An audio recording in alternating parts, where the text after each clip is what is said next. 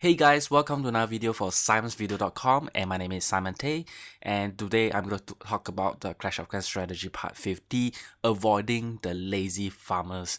And what is lazy farming? Basically, lazy farming is a term that I've created in the previous videos that I've created to farm Clash of Clans players that has been away from the game for about 24 hours, and most of their resources, the elixir and the gold, has been accumulated in the exposed elixir collector and gold mine that's outside the base, which is easier for people to farm. And here's the prime example of lazy farming in progress. As you can see, this particular player has not been collecting the gold from the gold mine for a long period of time, and simply by attacking the gold mine that's exposed outside the base, is enough to actually collect all of the gold resource for that particular battle, as you can see from here. So how are you going to avoid being a victim of a lazy farmer? Very simple. Try not to expose your elixir collector and gold mine outside the building so much. You can have an option to actually use all your walls and then surround all your elixir collector and gold mine. However, it might not be very, I would say, strategic in that sense if you want to create multiple partition.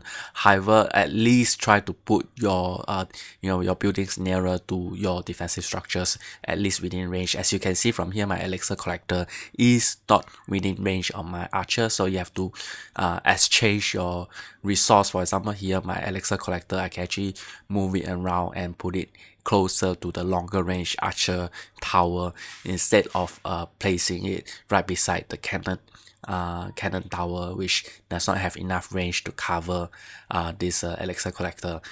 And finally, the most easiest way to avoid being a victim of a lazy farmer is to collect your resources from your gold mine elixir collector on time. So try to create some sort of alarm clock or reminder to collect them at the correct timing.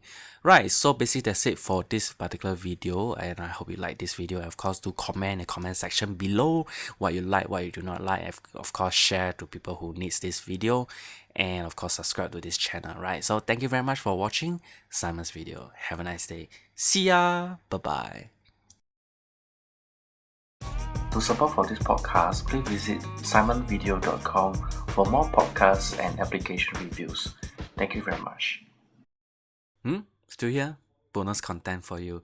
Well, basically, I'm going to showcase one of the attack to my current base, which is a very smart attacker, which I have learned a lot from this particular attacker. As you can see here, he's trying to use a single archers to find the elixir or gold mine that is away from the resource, and by doing so, you can actually eliminate at least a few percentage of the buildings to get a majority win.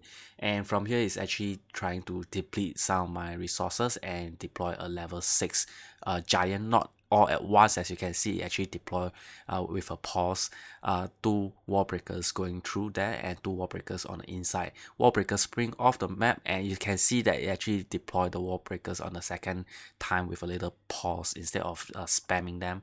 And my reinforcement is a level 6 giant, which is very nice to counter this particular attack. But you can see it's very simple. They actually lure out my barbarian king and destroy using a couple of level 6 barbarian and archers, a couple more giants. As you can see, they did not deploy at the same location at once. And from here you can see all the barbarians also a little bit spread out. The barbarian is a tanker and archers is supporting unit, and 2 wall breakers are on a rise to go in and destroy the inner layer, which is very smart.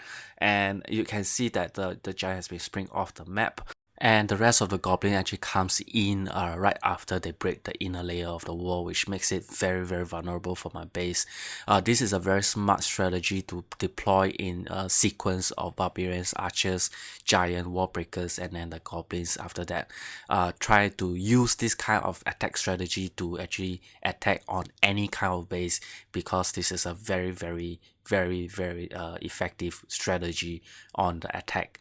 Now my base basically has been taken up by at least half of my resources gone by this kind of attacking strategy. You can see the Barbarian King, it does not actually finish off my base using the Barbarian King level 7 and quit the game, and by doing so the Barbarian King does not need to sleep for that long period of time before he can actually go back to active duty. So he actually saved the Barbarian King for the next battle, which is very smart as well. And basically that's it for this video. Thank you very much for watching Simon's video. Have a nice day. See ya. Bye bye.